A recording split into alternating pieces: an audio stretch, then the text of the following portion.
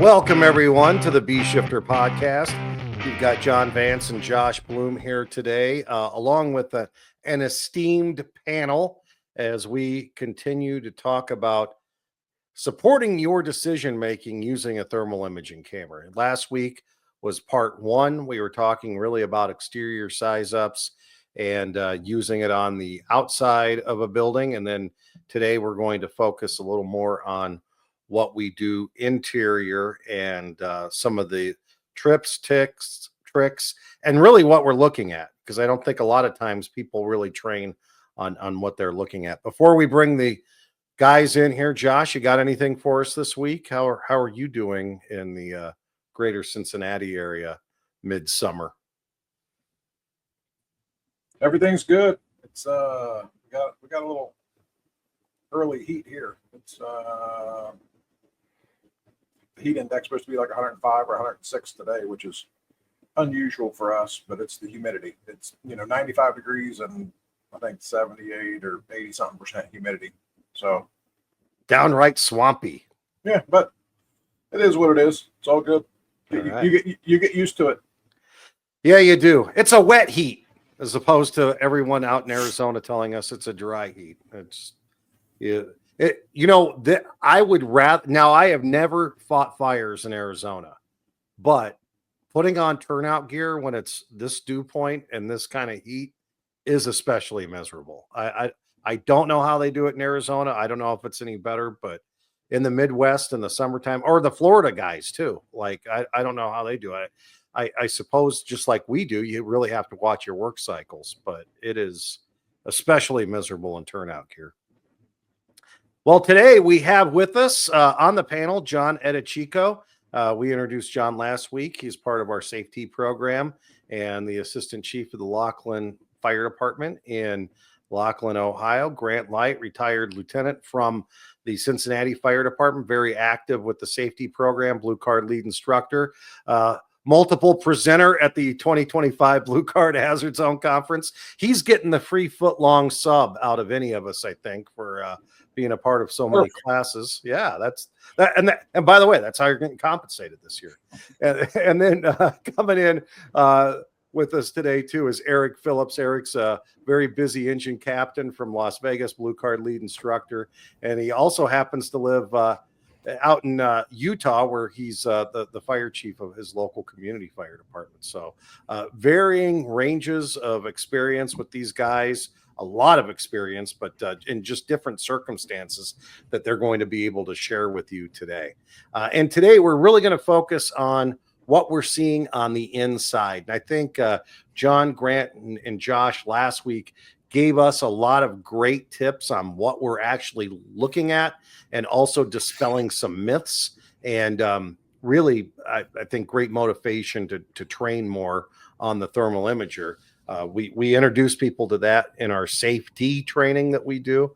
So there's an opportunity for people to learn there, especially this year at the Blue Card Hazard Zone Conference. But get your hands on it, learn what you're looking at. And I think when we hear from John, Grant, Josh, and Erik today, it will really be the motivation for us to get a little deeper into what we're looking at. So where do you want to start today, John? I'm going to bounce it over to you, and we're going to look at some images.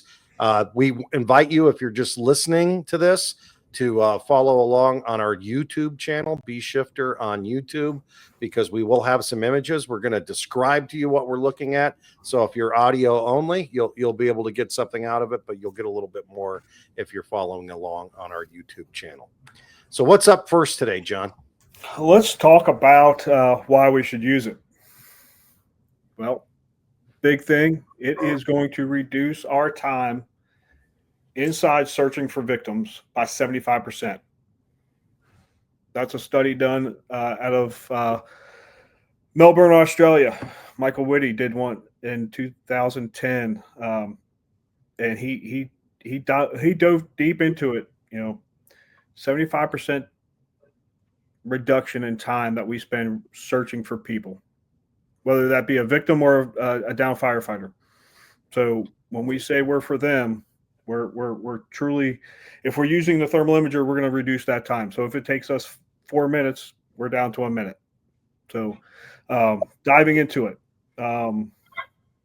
He also looked at firefighters being lost and disoriented, which is 18% of the firefighter injuries on the fire ground. When we are lost, disoriented, we want to go back to our what we've been taught in school. Right hand search, left hand search, follow the hose line, stay on a wall, all that stuff. But when we get off of walls, we are able to use that thermal imager as long as we have it fully charged, ready to go, and understand what we're looking at. His study showed 100% success rate in getting out of a building. So that's a big, big takeaway. So reduction in time to finding the seat of the fire, 60%.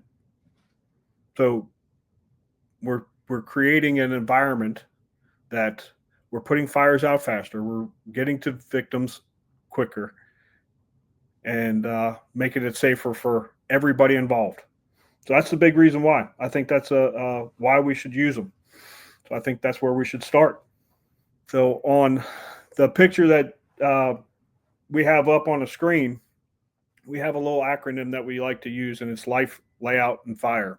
So every time we pick up that thermal imager, we want to look at and say those 3 words inside of our head and go, what are we looking at? Because if we're just looking at the screen just to look at it and not have a process to gather the information, process the information, and make decisions based on that information, we're not doing anybody any good. So if we're looking at that picture, life, layout, fire, and we always put life first, so we're going to stay low. That's where life should be, is lower in the screen. So we're going to try and keep that in the highest sensitivity mode possible by staying underneath that heat. So I believe we started talking about, looking for the blobs last week. And, if we start looking at this picture, do we see any blobs? That's the first indication that we should be investigating something. So on this picture, it's on the bottom left-hand corner. There's a blobby looking thing in the grayscale that we need to investigate, put our hands on. From there, we got a pretty decent idea of the layout. I've got a clear floor. I can see all the way to the baseboards. On the other side of the room, I've got a little cutout and a couple of doors or things that are man-made.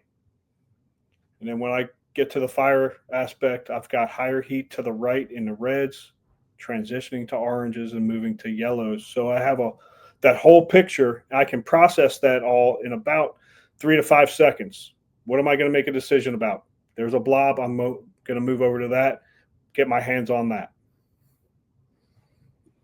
So, John, you mentioned the life, layout, and fire, and that's the importance, right? That's what we're after, right? To figure out, to understand what starts out to be the most important thing, which is that life. When you keep saying blob, what we talked about it in the last, but some people may not have seen that episode or heard that episode. If you look at that picture, you can see something that just looks weird, right? And you talked about the man-made. Everything man-made has got straight lines and right-hand corners and things like that. And it really helps you to determine what's not so important in the picture, right? Especially if you're looking for life. And then people generally would look, and we jokingly call it blob, but just like a weird shape, right? We don't have hard right edges, and we don't have right angles, and we don't have things like that. So the ability to quickly look over and see in the bottom left corner of that picture something that just looks weird. Could it be a pile of blankets? Could it be just about anything that isn't a human? Yes, but it also is something that we should investigate, right? That just draws us into that. And then the other things now you're looking for layout, and that's where we are looking for the man-made items generally, right? To see like where there's tables and doors and windows and couches and things like that. A quick idea what the room layout is. So if we our camera were to die right then, we would have a pretty good idea what's laid out in that room in front of us.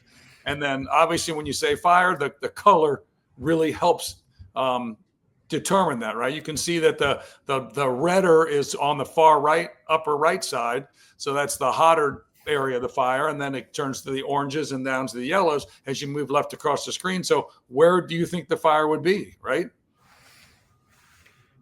Yeah, I completely agree. And we'd be remiss if we didn't say it. We can't scan it like a video camera, right? We'd miss that odd shaped object in the bottom left-hand corner.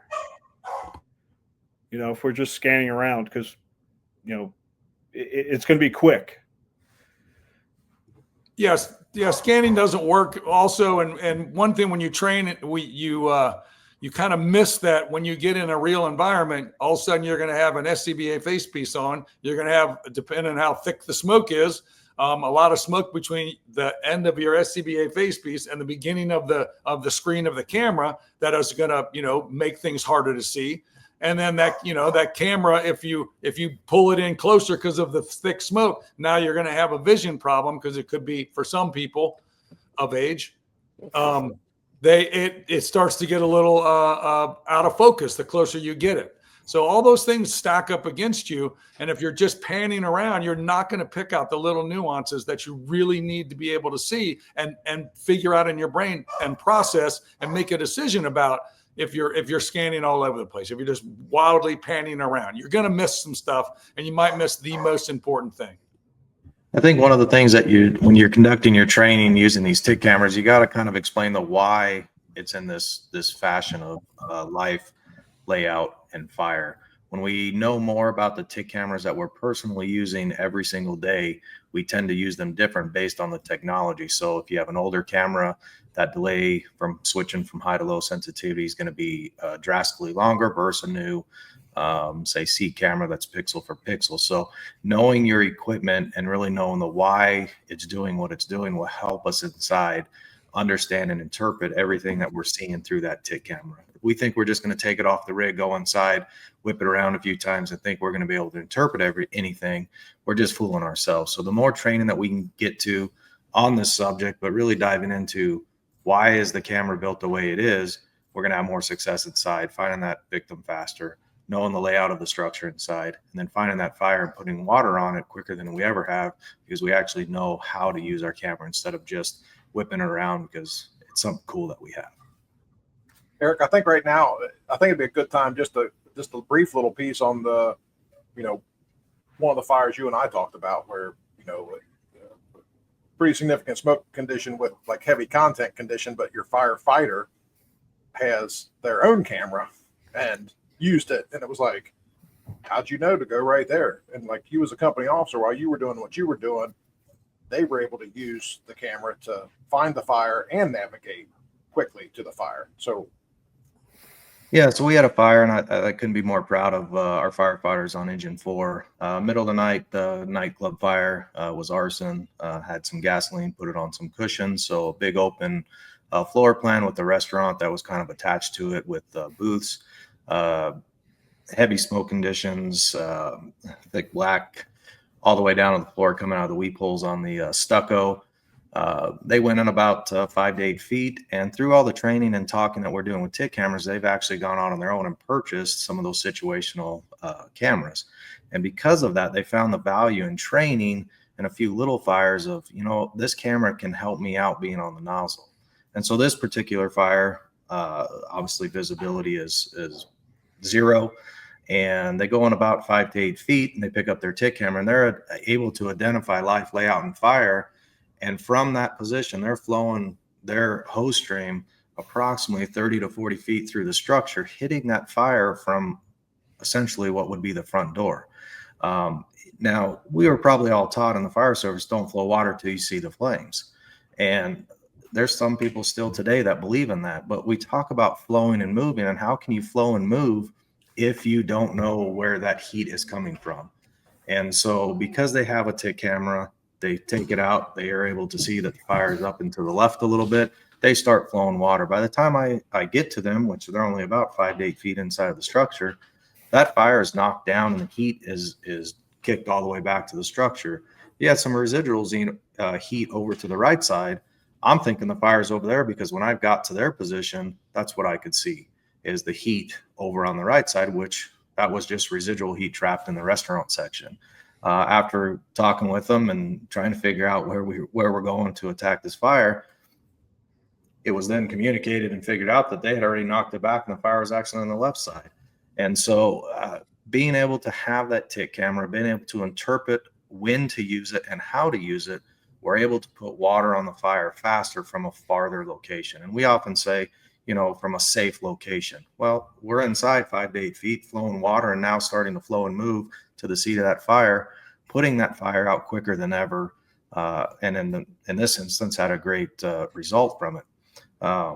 We talk about TIC cameras. Why would they go buy that? That's the fire department. Well, I can tell you a few things why my guys went and did it. One, you spend more money on a cell phone than you do on this personal TIC camera. And two, no firefighter has died with a TIC in their hand. And you think about that for a second. No firefighter has died with a TIC in their hand. That's pretty powerful. And the third thing I want you to think about when we're talking about this interior size up using a TIC camera is we generally have one TIC camera on every engine or apparatus. When you go to the scene, who generally holds that TIC camera? It's usually the officer. Well, let me ask you, in your company, where does the officer usually at? Is he in the front or is he in the back? Now, I'm lucky enough to have four-person staffing, so it's a little easier for me to be closer to the nozzle. But if you run with 2 or you run with 3, what is that officer really doing? He's a little more hands-on because there's only 2 people going inside if they're first in. I've often laughed when I was a young firefighter thinking, why is the officer behind me with a TIC camera and I'm crawling into this building and I'm doing it blindly? Those days should be over. We should never go into a structure sending the nozzle person in without a TIC camera because they're going in blind, and the person behind them, I guess we could lie to each other today and say they're always right by the nozzle person, but we know that that's not the case because we got to hump hose. We got to do a lot of other things. So if everybody has a TIC camera and able to use it to make some decisions on that nozzle, they're going to be able to find that life, layout, and fire a lot faster because the person behind them doesn't have that TIC camera. So I would highly encourage everybody to look at that. They're cheap enough now. You spend more money on a cell phone than this TIC camera, and this will greatly enhance your interior firefighting operations with one key aspect. You've got to be trained on how to use it, the limitations, what it can do and what it can't do, because it can't do everything. As Grant and John said earlier, when you see that blob like in the lower left corner, you got to get some hands on it. You can't just think you know what that is, but you still got to use it as a tool. It doesn't do everything for you. You still got to get hands on what you're doing. So that was probably the best fire that we've had to date with success using the TIC cameras with our firefighters, our nozzle person using that TIC, and it had a great outcome. So. I chuckled when you talked about people having their own personal thermal imager camera. I was in a class about 25 years ago with Chief Goldfeder where somebody got lost inside a structure because they didn't have a flashlight, and the guy refused to buy a flashlight because he just was against spending of his own money. And Chief Goldfeder said, "So you're going to die inside a fire because the bastards won't buy you a flashlight." And I we can now say the same thing about our thermal imagers because the technology's come so far, and it's probably just about as much as those flashlights were 25 years ago when that new technology came out. So it's kind of interesting how we come around to that. But they'll buy their own Halligan and super secret mold that's got their initials on it, their own fingerprints in it, so that they can hold it right and all of that. But custom forged, won't commit to some technology that'll actually make a big difference and help us do our job and make it safer for everybody. Yeah. All right, what are we going to look at next, John? We're going to look at the stairwell from the second floor. So in this video, we're looking down a stairwell. And if we look at this properly, we need to understand gray scales. There's about 300 different colors of gray, and our eyes can only see so many of them. But when we're looking at this, the first thing I notice is that black rush of air coming in on the bottom side. So there's a flow path that we're connecting and allowing the fire to grow by keeping the door open. And if we look at the top side of this, we see the hot gases rising. So if we're just pointing and moving around like we're a video camera, we're going to miss all that movement. So this is a short clip that we took, but you can clearly see all that gas, and we can get a good idea of life layout fire. There's no life that I can see that needs investigating. I got a really good idea. The clarity of this picture or the video is really good to where I can see the railing, the stairs go down and to the right, and that's where the fire is. And if I can see that I'm going to be in the cooler air on the bottom side as I'm making my descent down those stairs, and understanding that if I don't do anything about those gray, white looking wisps of heat energy, that's going to turn into color eventually. So I've got to be really cognizant of this. If we're going into a basement fire, what's the flow path look like? When the back window fails, is that going to change what I'm going to see at the top of the stairwell? So if I see a difference in cooler air coming in on that, I know there's something else going on. Anybody have any comments about this picture or anything else that we should be looking at? I think it's a great video, just that you can actually see the cool air being drawn in and the hot air going up the staircase. Like you can really actually see it. Like it's not it's just so defined. I think it's a great video to see the drawing of the cool air, the darker, cooler air getting drawn in, and then the hotter, obviously much hotter, rising up gases going up, and they're white. It's the whole black white in the. They're not even so much in the grayscale. They're at both ends of the spectrum. The white is obviously the hottest thing there, and then the black cool air being drawn in is the coolest thing in there, and it defines it so well. It's just not something you see very often. I think one of the things you look at this picture here identify is the size, location of the fire. Location obviously being one of the key factors in this picture that you see. If you didn't have a TIC camera and that smoke is banked down to any level, how quick would you identify that there was a staircase going down, which indicates that we have a fire below us? I don't care if you're in basement land or you are in a place that has 2, 3, 4, 6 stories of buildings. Anytime that we can identify quick that there's fire below us, that's going to be a huge red flag that we need to evaluate those interior conditions and see if we're in the right attack position. You're not able to do that if the smoke is of any significance without that TIC camera there. It's a late thought. Now using the camera appropriately, you're going to identify that much quicker, which is better for everybody involved in this instance. I don't care if you're talking about victims, the building, or us. The quicker we can identify that fire is below us, the better off that we're going to be. All right, John, our next picture here, what are we looking at and what should we be looking at? Well, I think I need to go back to what Grant said earlier about this picture. We're looking at this through the lens that's just a couple of inches big. Our face mask is going to be sooted up and have moisture on it. Our eyes, as we're getting older, get worse and worse.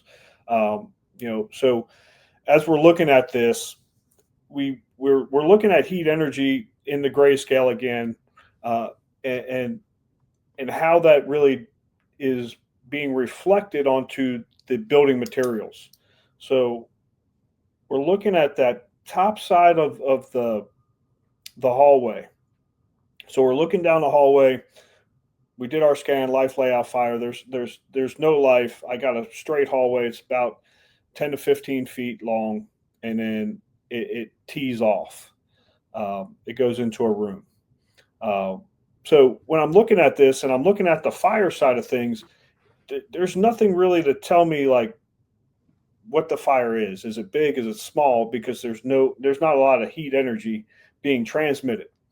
But what I'm seeing is a small dip towards the direction of the fire where it is, and it's to the left. So one of the notes that we make when we teach with this is, if you have the availability of either the survey mode or the search and rescue mode, depending on the brand of the camera, you may want to flip to one of those modes to get kind of a verification. If you're well trained in the operations of that camera and you can do it really quickly with a gloved hand, perfect. If not, but you have to look for this little dip in what I call the V. So it's dropping down, the V pattern of the fire growth. So I'm looking at that little drop in the V at the bottom tip at the top of the ceiling level.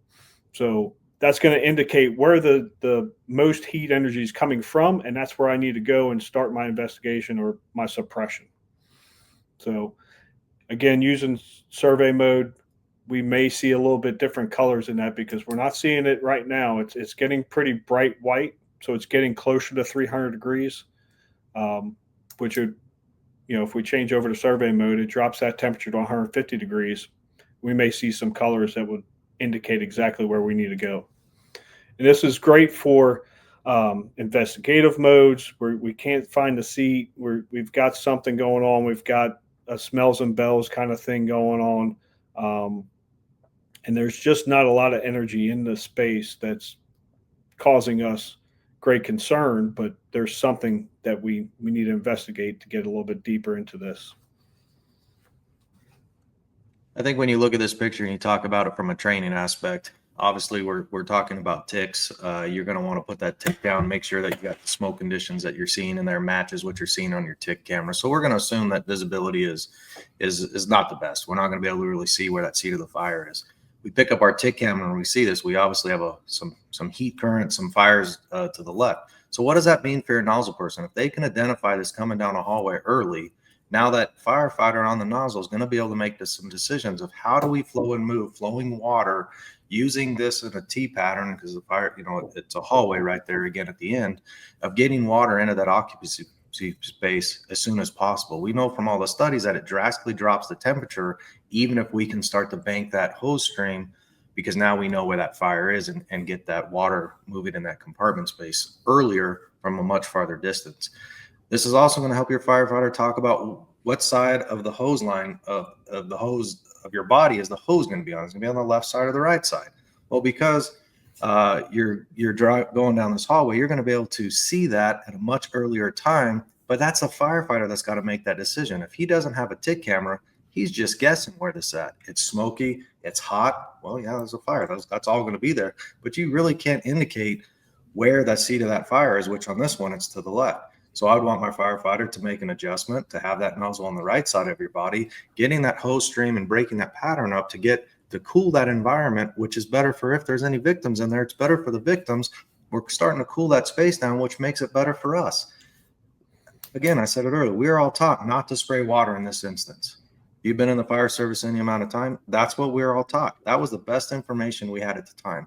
Now we know the science and the research and the data, that's not the case. We want to start flowing water from way back in this hallway because we can identify that using the camera. The interesting thing, I think, with this picture is just the nuance of just when you look at that, it's not a big giant yellow stripe or an orange stripe or a red stripe. It's not an arrow saying fire this way. It's just noticing that if you imagine, fire investigation that starts with a V and comes up, you can see that that's going down to the ground on the left side. It's aiming that way and just picking up that little bit. It's not a lot, just picking up that little thing. But a smart fireman can take that little bit of information and, as you said, Erik, can make the right decision on which side he wants the nozzle on and which side he's aiming for when he goes down that hallway. It's not going to be a big sign. It's being smart enough to pick up the little signs, which will make a big difference.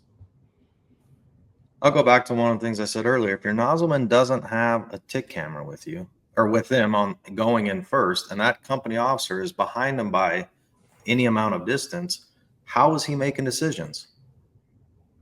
There would be nothing to indicate the flow water because this is all going to be dark, black smoke that is starting to bank down chest, waist, going down to the floor at some level. You're not going to see that fire starting to roll out there. You're just seeing some heat currents from a distance. You're not going to see that with a naked eye. So think again, where is the company officer in this scenario? Well, it's not going to be right up with the nozzleman showing them the tick camera, depending on the number of people having a crew. Even with the 3 people going inside on a 4-person crew, I'm not right next to the nozzle person. He has got to start to think and be the leader, if you will, in there. I'm going to be there with the decision-making tick behind him, looking at some things and guiding. But that nozzleman makes so many decisions up front when we push them through the threshold of the door. They've got to have all the tools available to them to start making better decisions and doing their own interior size up. I can't do my job and tell them what side to put the hose on and the fire is to the left. That is something they can pick up a tick with, put it back down, and then move forward, flow some water, and move on from there and reevaluate it as they get closer to the seat of that fire. But we've got to give them the tools. That we're going to put them in the building first. Let's give them the tools to be the most successful and make better decisions. Yeah, put them in the right position, empower them to be able to make decisions, and then the whole team gets better. All right, our next video. What are we going to look at next, John? This one is a rollover, high heat energy coming out of the fire room. I think Erik said it best earlier. When we give our firefighters the tools to make suppression happen at a further distance, a safer distance, who's that going to be better for? Us, the building, them, right? Everybody involved. So if we could start seeing these things a lot earlier on and having it in our nozzle firefighters face, I don't necessarily want them inside that screen nonstop. I think that's where we get lost a little bit, and they don't need to be navigating, being a wayfinder, going through the building nonstop with the thermal imager in their face. They need to look at it, process the information, put it down, and move towards the target. In this instance, the big thing is start cooling from, across the room. Use the reach of the stream. We can deflect water through that space, to get some water to the seat of the fire, depending on our path of travel to this. But we need to start cooling this down. Eventually, all that smoke, and that's not what we're not seeing is the potential. What's the thick black smoke that's around us that's going to light off, and what's the tenability of our gear inside of that space? So we need to start cooling this from a earlier position, across the room. Use the reach of the stream, and start flowing water and going down to water mapping aspects of our job. So when you're looking at that video playing and we see, the edge where the yellow and that grayscale starts on the back, away from where the fire is in the room, where it's red, where we're starting to get that 800 degrees. So when we're looking right there, that's that breadcrumb trail, if you will, that kind of leads you to that path of where the fire is. So, I can point and see right where the fire is in the room, but we may very well have fires in multiple rooms, or it's traveled down a hallway, right? So using the camera and navigating kind of a point-to-point thing, what am I looking at, and then what am I going to do about it? So in this case, I could start flowing water, like John said, from a distance, but even looking further at that picture, through that door, the most energy is coming from the right-hand side, right? So if I'm talking about deflecting water into that room and trying to get water directly onto that seat of the fire, I could cool what's overhead, get rid of that energy that's over my head, continue to flow and move until I get into the space, and then have a pretty good idea that I believe that the fire is to the right, inside of that room when I actually cross or get to that, threshold. So, just keep it in mind, using the camera sometimes as an officer, like when I get to this position, to guide the stream. Even like if I'm using the header or the door frame to get water into the space from further away, the nozzleman's not going to probably see that once they start flowing, but the company officer could guide that, right? So, as we go through this TIC series, we have plenty of videos that show that, as far as what does that look like, kind of a water application that's TIC guided, if you will, by the company officer. Move the line to the left, move the line to the right, whatever, so that we're actually getting it into the space far too often we flow blindly and aren't really making the impact we could because we're not using the tools that we have available. Well, we talk about it a lot when we're teaching a safety class. Just put the thermal imager in front of the nozzleman's face, right? If I tell you go left 2 inches, go right 2 inches, go up and down, you're probably going to get frustrated with me because I'm trying to probably micromanage you a little bit. But if I just throw it in front of your face and let you do the work, and then that allows us as company officers a little time to think, make a decision. What are we going to say over the radio? Give a good can report, and think about what's coming next. I got the fire knocked down. I probably need another company in here, get some hooks and finish this off. Or do I need another hand line in here because it's overtaking my stream? So it gives us a little opportunity to take a little bit of a tactical pause, if you will, inside of the building. So throw it in front of the nozzleman's face, and he can do the rest of the work. Yeah, like you said, it's just not blind spraying, Josh. It's now targeted application of water, which means the fire's going to go out faster. The building's going to cool faster. All those things are going to happen faster, which is, much better for us and for the people we're in there trying to find and to save, right? So taking that moment, the nozzle guy only has 2 hands. Even if he has his own TIC, he only has 2 hands, right? So he's got them on the hose. If I can just reach out and hold that in front of his face for a few seconds, he can see exactly where the water's going, what it's hitting, what it's doing, and then bam, this goes out much faster. All right, John, what are we seeing next? All right. So just what we were just talking about with cooling with the hose stream. So we're going to look at flowing down at the fire. And what we're going to do is he's going to sit there and paint the room dark. In this video, we allow it to rebound a little bit to show him what fire is going to do when we don't hit the seat of the fire. As soon as he puts water on that space, it darkens down that room. But as soon as he shuts down the line and doesn't move, it starts to rebound because there's no water really getting towards the seat of the fire. So to our point, we want to continually flow down that hallway, start flowing as soon as we can, identify where we're flowing at, and keep going until we get to the seat of the fire. Otherwise, it's just going to keep rebounding, and we're not going to do anybody any good because all we're doing is cooling the space that we're occupying right now, and we just need to keep moving down the hall. And it's a really good tool to see, where that guy is targeting his hose line when we can put it in front of his face. So to our point, put it in front of the guy's face and let him see where his paintbrush is going.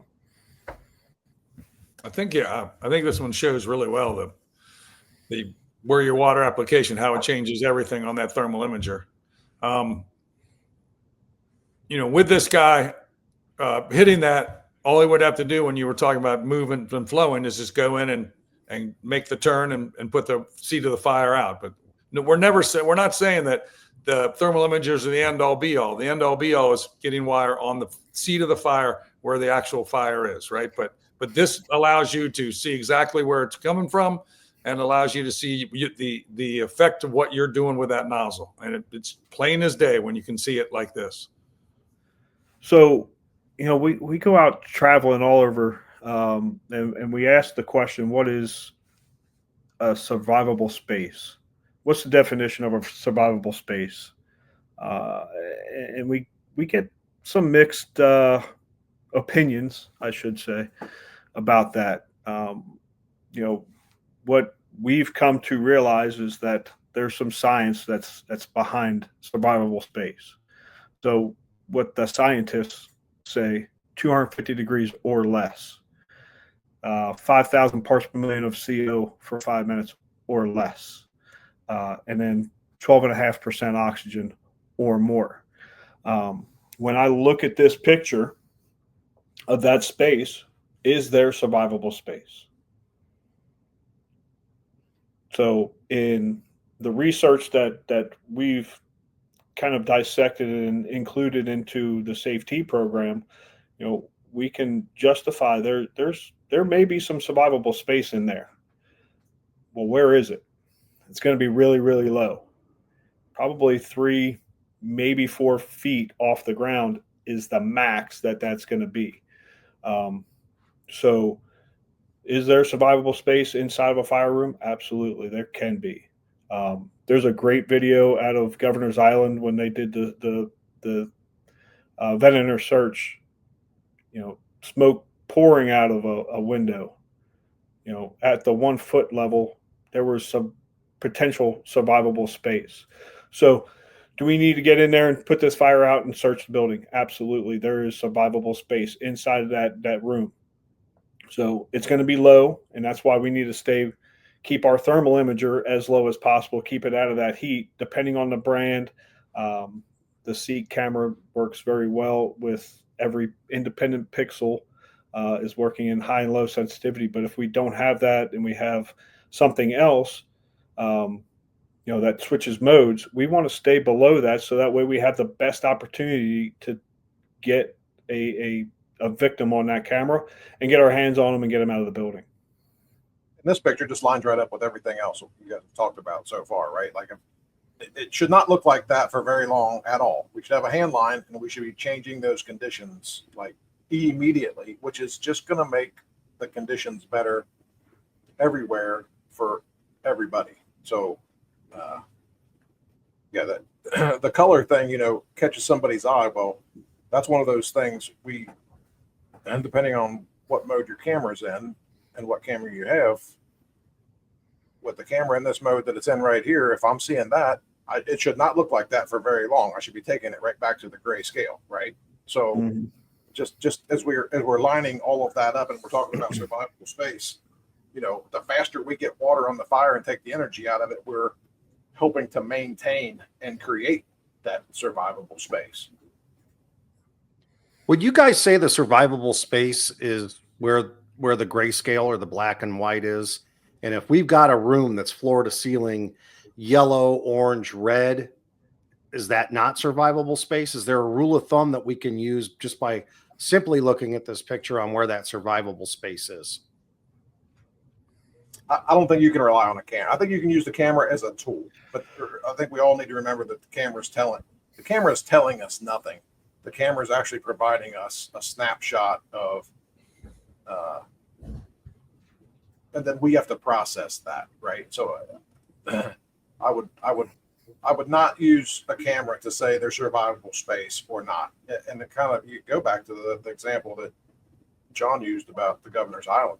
If you looked at the window of that, it's like there's nobody alive in there. But we think about where victims are found, and they're found on the floor. Yeah, I mean it could be survivable if that's where they are, survivable space, right? And then I know we're talking about a tick thing, but then keeping in mind that don't make it worse. Then if you find a victim, then don't raise them up to the 2 or 3 foot level either. You keep them low and keep them in the survivable space because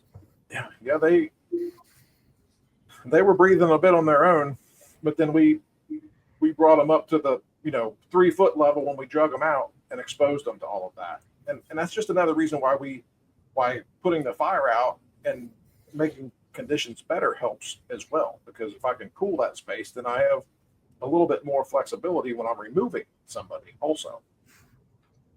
I think when you talk about survivable space in that picture, time is one of those factors. We don't know how long that room has been looking like that, or where that victim is in the room, or how long it's been like that. But I can tell you one thing: if we have a hose line with us, and we see these conditions, there's one thing we can do to make that better for everybody: flow water.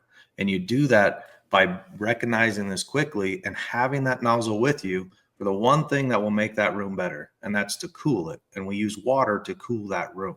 So I gotta say one thing, and it is what it is. If we go into a fire and we come out and our stuff is all burned up, or we come out of there and we say that was a hot fire, holy crap, I was burning, and we had a hose line with us, you're an idiot. And I say that because we have the one thing that will will take care of those. And using this TIC camera, you think of a victim that's laying on that floor in there. What do they want to do? They want to be cooled down. And the sooner that all these other pictures that we saw from as a stairwell or going down the hallway, the faster we can see the heat and we start flowing water, it cools them down. And that's what that victim's wanting. They want to be cooled down and removed out of there. So when we talk about survivability, yeah, there's a lot of factors that go into it, but the earlier we can identify it and earlier do something about it to make it better, now we're actually making a difference. Erik, I think you hit the nail on the head. What's missing is the time, right? How long has that condition been like that, and how long have they been under that? Because there's still radiated heat radiating down on them, and also those numbers. Just so you know, we all understand those numbers were behind a closed door in a room behind a closed door, right? So the 250, 5,000, CO and the oxygen level, the 12.5 is the survival space behind a closed door. So if they're laying on that floor in there and they're getting radiated by that heat that's 450, 500 at the ceiling, things are gonna they may not have a lot of time, even though where they're laying is actually only 100 degrees or 150. We still got to make a change by either getting them out of there or putting water on the fire. And usually it starts with putting water on the fire as you move down the hallway from a distance, and then getting close enough to move them out of there to a place of refuge so you can make some better decisions. And we should always be looking for victims, right? Like, we're looking for fire and we're looking for victims. So the whole survivable space thing, it's like, well, we're not making a decision whether it's survivable or not. If we come across somebody in that space and they're on the floor, we're going to remove them. It's like, it is not up to us to decide if they survive. It is up to us to do everything in our power, starting with putting the fire out, getting rid of the problem, and then removing them from the space. We're isolating from the space, right? So, if they're in a chair and it's like they're part of the chair, it's like, yeah, that's not survivable. Right? But all of the rest of that, it's like, if we come upon a victim or we find a victim, we're gonna remove them, and then and the best thing we can do, we've said it 100 times already, is put the fire out. All right, great information once again. Always learning something from you guys. This has been good on our interior operations with TIC. I think we could do a part 3 of this coming up, where we talk more about the construction features, fire protection systems, and those types of things. So we'll definitely come back and continue this conversation, tapping into the expertise that you guys have on all of this. It's been great. Thank you. Before we go, you guys want to do a timeless tactical truth? Sure. All right, here we go. Timeless tactical truth from Alan Brunacini, and today's timeless tactical truth is your PPE is not a proximity suit. I think people don't know the limitations of their turnout gear. What can what we look at on the TIC tell us about survivable space for us and what we're able to get into because our PPE is not a proximity suit? Yeah, our PPE is structural firefighting gear, right?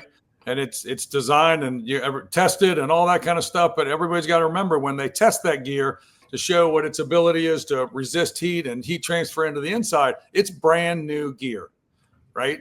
It's tested as brand new. And every day you wear it, every day it hangs up, gets sunlight on it, every day it gets dirty and then gets washed and gets dirty, is washed. Its ability to do its job to the fullest, it gets degraded over time. So we got to remember that it is not a proximity suit, and it's also it's not a suit of armor, right? It is fire gear that's doing the best it can, but we've got to be smart enough not to think that it is more than it is. Yeah, we talk about this a lot in the safety program, right? It's designed for 17.5 seconds, brand new, right out of the wrapper in a flash fire. Well, what happens when you wear that one time and you wash it and wash it and wash it 5-6 times just to get it loose to wear it the first time? It reduces the ability to allow that heat to get to your skin. So you're getting burns a lot quicker. We joke 111 degrees is all it takes for somebody to feel pain on their skin. So make a decision when you're feeling pain. So we have to understand that the best thing we can do, put water on the fire, keep ourselves cooler, and keep that thermal insult away from our skin. So it is not a proximity suit by any means. And the level of protection of PPE goes down drastically as we continue to be bombarded by energy inside the building. So longer we're exposed, right? So your gear's going to perform better if something happens in the first minute than it is you've been exposed to 300 or 400 degrees for 5 minutes and then something happens. Right. Right. It's already heat saturated. Yeah. It's a cumulative effect from 5 fires ago. Water for the win. Well, we'll leave it right there. Josh Blum, John Eadiccio, Erik Phillips, and Grant Light, thanks so much for being on the B Shifter podcast today. We appreciate your time, gentlemen, and sharing all that you did. And we will continue this conversation on down the road. Until next time, thanks so much for listening to B Shifter.